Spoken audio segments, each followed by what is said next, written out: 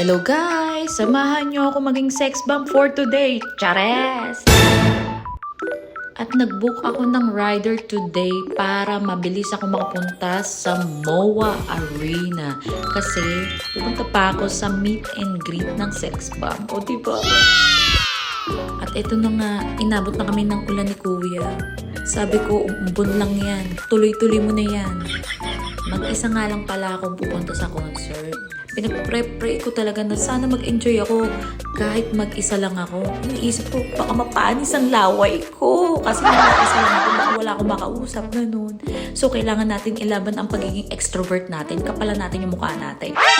At i-fast forward ko na to para mabilis na. Ito na. Malapit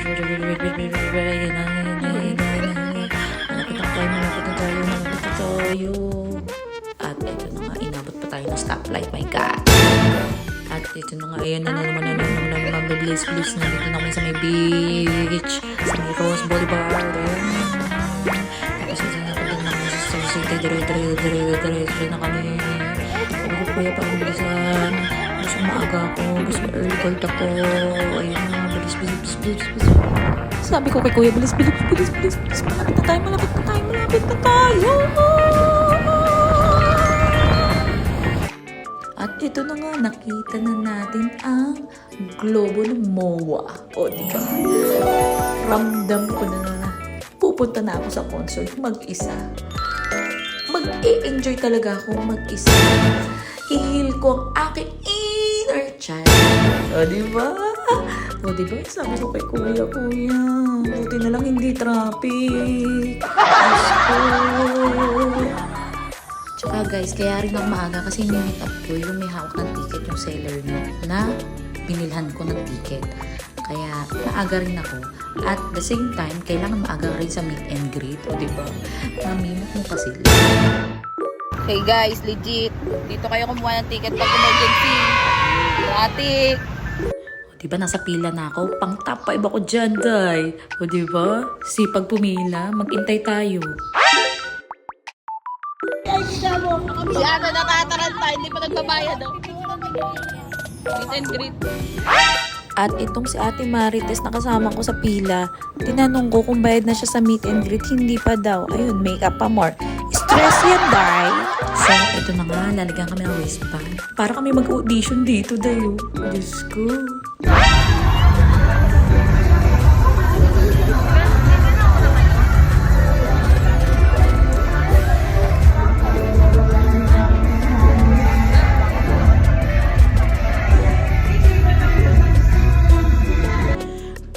Yung time na yan, Diyos ko, kinikilig na talaga ako kasi naririnig ko silang nagre-rehearse. Yung meet and greet namin, makikita namin sila, nagre-rehearse din at magpe-perform din sa harap namin. Worth it talaga ang pag-ihintay namin. Konti pa lang kami dyan. So, marami talaga kami. 200 packs kami dyan, guys. So, ayan na. Diyos ko, para kaming VIP talaga. Talagang grabe yung sa pakiramdam na worth it yung pagod mo, nakatayo ka, nag-iintay, aga-aga mo. Tapos ayun, ramdam na ramdam ko, pang-5 ko. Talagang nasa harap tayo, guys. O diba? Perfect!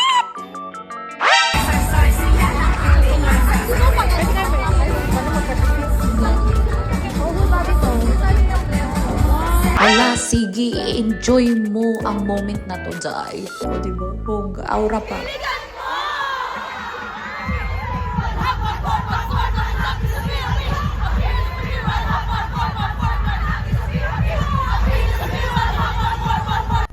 O, diba? May special performance sila sa amin. O, bongga talaga ang meet and greet.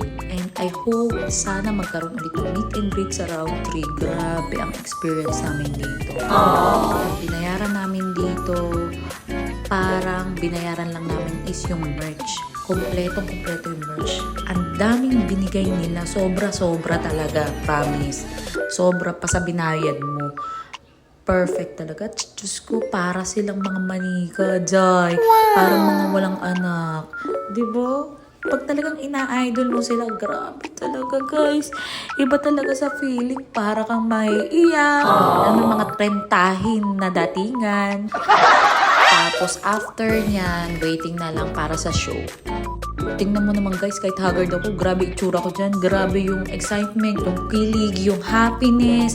Nagkaroon ako ng maraming kaibigan na nakasama ko sa pila, Guys, nakabayan. waiting.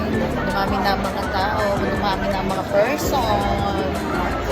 Waiting na lang sa show. Thank you Lord, nakapunta ng meet and greet. Pasok sa banga. Bilang lang talaga meet and greet. 200 max lang. Ay, nako.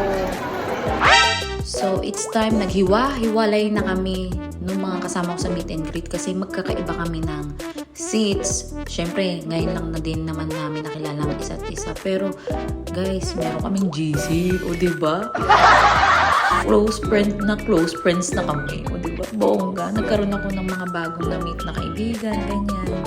Parang fangirling talaga ng mga trentahi. Super happy and grateful ako na experience ko to guys kahit mag-isa ako. At saka lesson learned na lang talaga na huwag ka mag-intay ng kasama mo. Mas okay pala na mag-isa ka lang. Tapos na ang concert at nag-announce sila. Ayan.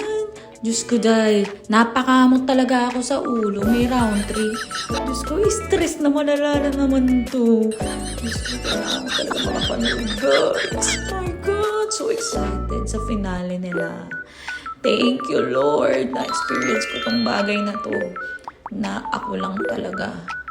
Talagang my inner child's dream. Oh my God. Siyempre, after netong concert na to, may kakilala pala Hindi mo ako. expected mag-isa ka lang pero may kasama ka bigla. Oo. Ay, may isang Diyos mag-isa lang ako kanina pero meet ko sila. At ito yung mga merch sa meet and greet. O diba, ang dami, sulit na sulit talaga guys. So see you sa round 3. Get